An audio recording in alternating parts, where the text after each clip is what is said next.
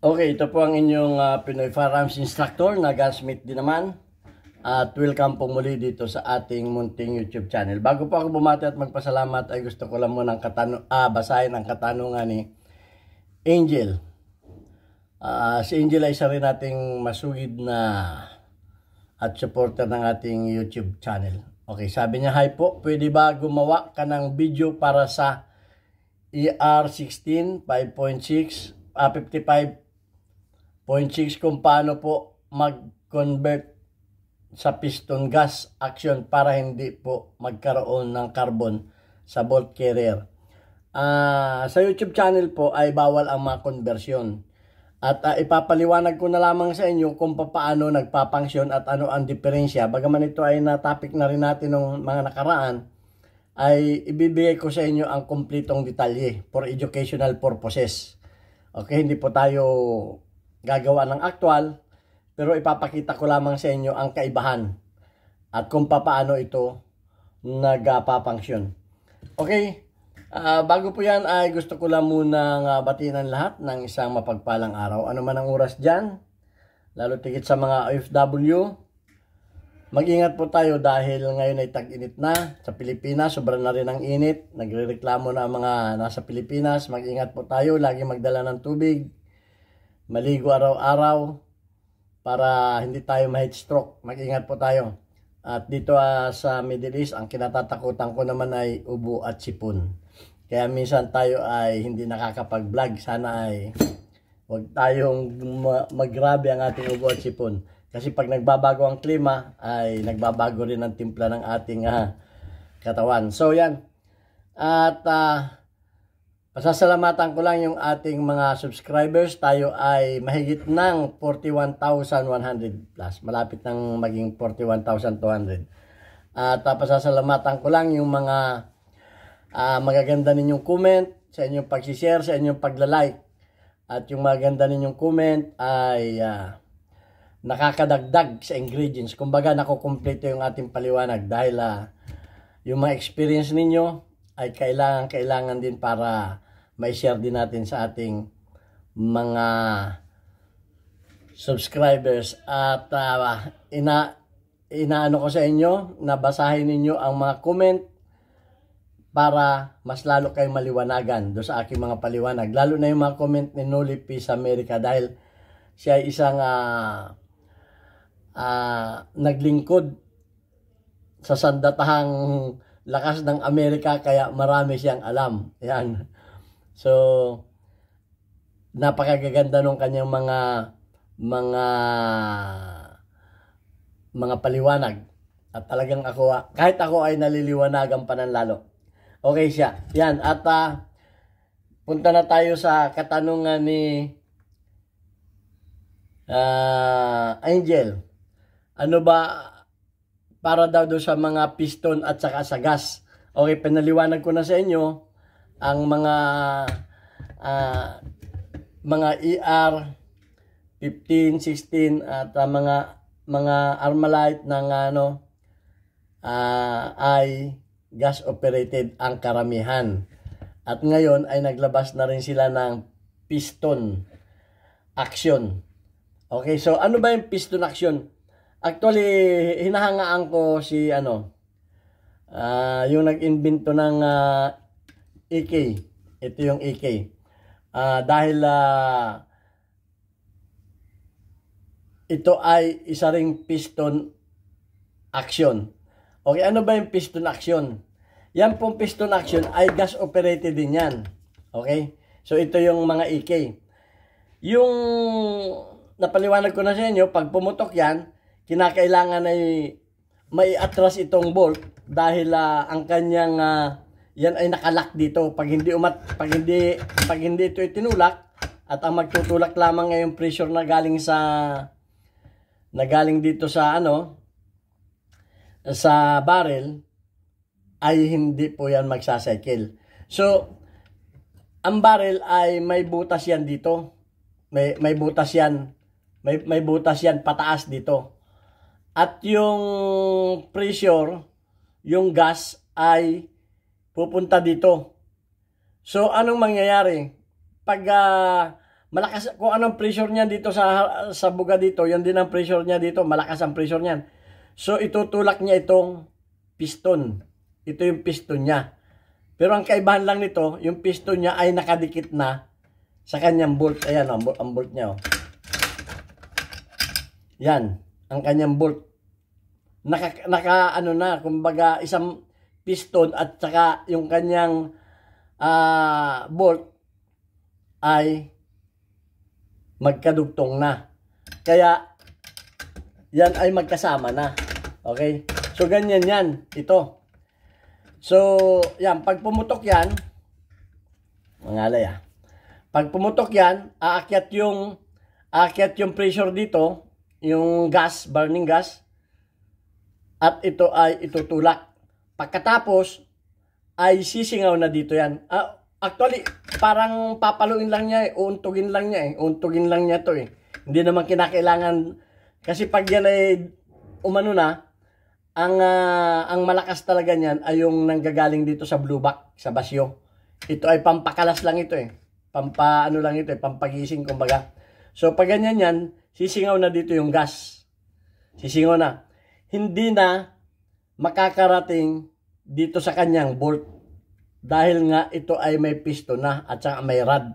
Okay, ito yung piston, ito na yung rod niya. So ano ang magandang ano niyan? Ano ang maganda? Bakit ganun? Bakit ganun ang ginawa niyan? Kasi nga dito sa mga ER na ganito, ayan. Yung kanyang gas ay magta-travel dito sa kanyang pipe, May butas kasi itong pipe na ito Kaya pipe nga hindi man yan solid, may butas yan. At yan ay lalabas dito. Ayun papakita ko sa inyo Ay, sana maliwanag. Ayun. Yun yung ano na yun. Doon yan. So, yung gas na yun ay mainit. Kasi yun, dito nakasuot yun, dito nakasuot yun. Yan, napaliwanag ko niya. Dito nakasuot yun, at yun ang magtutulak nitong bolt para umatras ito at mawala yung lock niya dito. Okay, so, ano ang nagiging epekto nito? Dito. Ang nagiging epekto niyan ay dahil yun ay mainit, madaling mag-init ang baril. Madaling mag-init ito. Kasi nga, dagdag yun. Ang isa pa ay na nagkakamero ng carbon itong loob nito. Pakita ko sa inyo paano nagkamero niya ng carbon Ito. Tanggalin natin.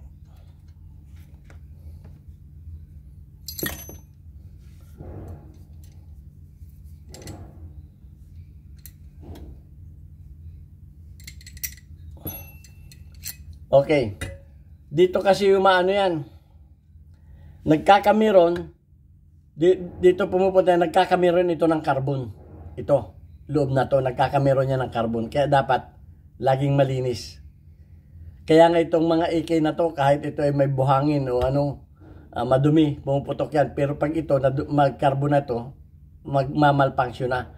At saka, ito ay may piston ring dito. Pag yung mga piston ring na yan ay nagkaputol-putol na, nagkakamero na ng malfunction yan.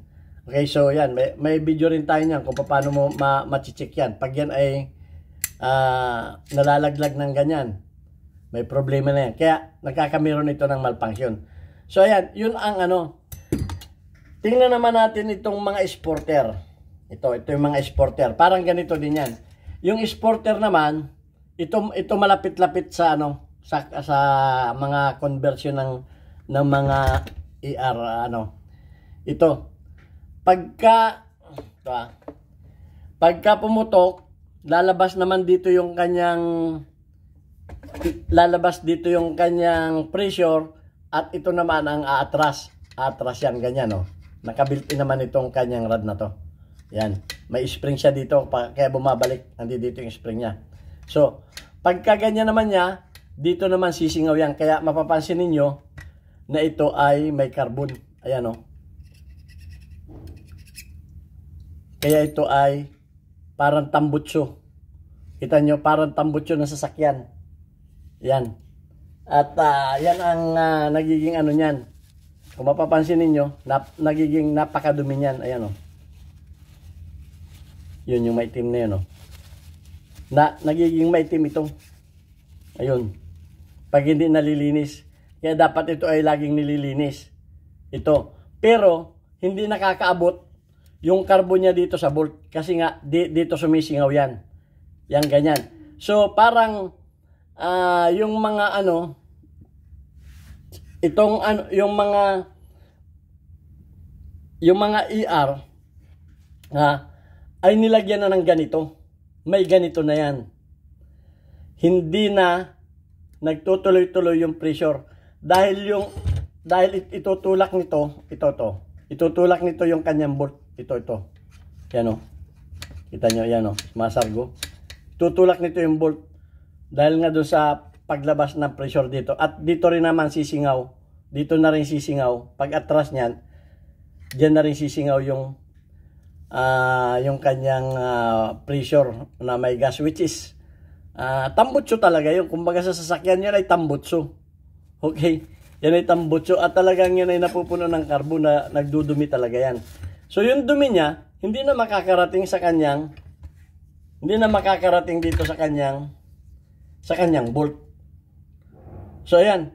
So ano naman ang nangyayari doon sa mga modelong ano? So ang nangyayari dito, ito ay putol na dito. Putol na. At ito ay meron na ring may rad na ito. May parang rad na rin ang nandito. At ito ay may tubo na. May tubo na ito. May tubo na ito. Parang ganito na rin. Parang ganito na rin. May tubo na at may valve na rin yan dito. Dito na sumisingaw yan. Kasi ito ay magiging solid na to. Magiging solid na nakapasok na ito doon sa isang tubo. Nakapasok na ito sa isang tubo. At magkakamero na siya ng parang piston na ganito. Parang ganito na siya. Ayan o. Parang magiging ganyan na siya. Okay? So, mula dito, putol na yan dyan. May tubo na may nakapasok na ganito na. Okay? Ganito na ang mangyayari. Okay? Para hindi na tayo mahirapan. Ganito na ang mangyayari dyan. Yan na, ganyan ang mangyayari dyan. Magkakamero na ng ganito. Lalagyan siya ng ganito. Okay? So, kung paano ginagawa yan, ay mga eksperto lang nakakalam yan. Okay? So, pinakita ko lamang sa inyo kung paano nagwo-works at kung paano gawin yan ay sa mga marurunong na yan. Hindi naman lahat ay kaya ninyong gumawa niyan. Okay? Dahil pagka mali ang gawa ninyo niyan ay baka lalong makasira. So kinakailangan pa talaga ninyo ng research. At kung kayo ay interesadong matutunan yan, ay kailangan pa ninyong magpaturo sa akin ng extra. Okay? Hindi natin po pwedeng gawin yan dito sa YouTube. At saka, dahil yan ay bawal. Pero pinakita ko lamang sa inyo na po pwedeng gawin ganito yan. Pinakita ko lang dito. Dahil pag yan ay tinuro ko dito ay ang makikinabang lang ay yung mga basher natin. Alam ko yung basher natin ay isang gunsmith din. Na namumulot sa ating YouTube channel. Na nagalit dahil hindi ko itinuro yung paggawa ng magazine spring. Okay? Nagalit. Yung mga gusto magpaturo ng pagninikel, pagre-reblo, ay hindi ko matuturo sa inyo dahil ang makikinabang niyan ay basher. Ay, yung basher natin, walang utang na loob, kumakain dito sa ating YouTube channel. Siya pa ang ganang mambas at magano. So, ayan. Kaya yan ay personal na itinuturo, personal na ginagawa. Hindi yan basta-basta ginagawa ng hindi professional. Talagang professional gunsmith ang gagawa niyan. Ang sa akin lamang ay tinuro ko lamang sa inyo kung paano yan nagwo-works for educational purposes. Ha? Hindi yan na So, pinakita ko sa inyo yung kaibahan ng piston action. Ito ang piston action at ito naman ang gas operated. O may nag-comment, gas operated, ay di yan daw ay ito daw ay hindi tunay na baril, ito daw ay pellet o yung airsoft. Pag hindi naintindihan yung gas operated, so manood ka ng mga videos, okay? Hindi ko pag sinabing gas operated, yan ay iba po yung CO2. Iba yung mga CO2. Okay siya yan. At sana may natutunan kayo dito sa ating maiksing video. Yan ay magkakamiron dito ng piston rod. Piston at saka rod. Magkakamiron dito yan. Okay? Ganon din ang magiging function yan. At sinabi ko na sa inyo, ang epekto, hindi mag-iinit ito dahil walang apoy na makakarating dito. Hanggang dito na lang ang apoy niya. Okay? Hanggang dito na lang ang apoy niya. Kaya, maganda talaga ang pagka-imbento nitong AK-47. Simulat sa pool, walang ibinago dyan sa AK na yan. Yung operation yan, ganun pa rin hanggang sa ngayon. Kahit itong mga modern na AK na ito. Itong mga bagong labas na mga AK. Ganun pa rin ang walang nabago sa kanyang function. Okay, so yan. At sana sino yung nagtanong? Si Angel, sana naliwanagan ka. At kinalulungkot ko lang na hindi natin po pwedeng gawin ng actual dito sa YouTube. Okay, for educational purpose lamang, ibinahagi ko sa inyo ang function para magkameron kayo ng idea kung bakit merong gas operated at merong piston action. Okay? So, babasahin ko lamang yung ating mga community spotlight, weekly highlights of your most engaged audience members, including your top commenters. Okay, si Son Angelo, 88. Si Dean Gilbert, 11. Si Alfred Molihar, 35. Si Alias Baby, naging 9. Si Norman Paul ay 43. Okay, shout out kay Son Angelo. Shout out kay Dean Gilbert. Shout out kay Alfred Molihar. Shout out kay Alias Baby. At shout out kay Norman Paul. So yan, at sana sa maiksi natin video ay kinapulutan ninyo ng kaunting aral. At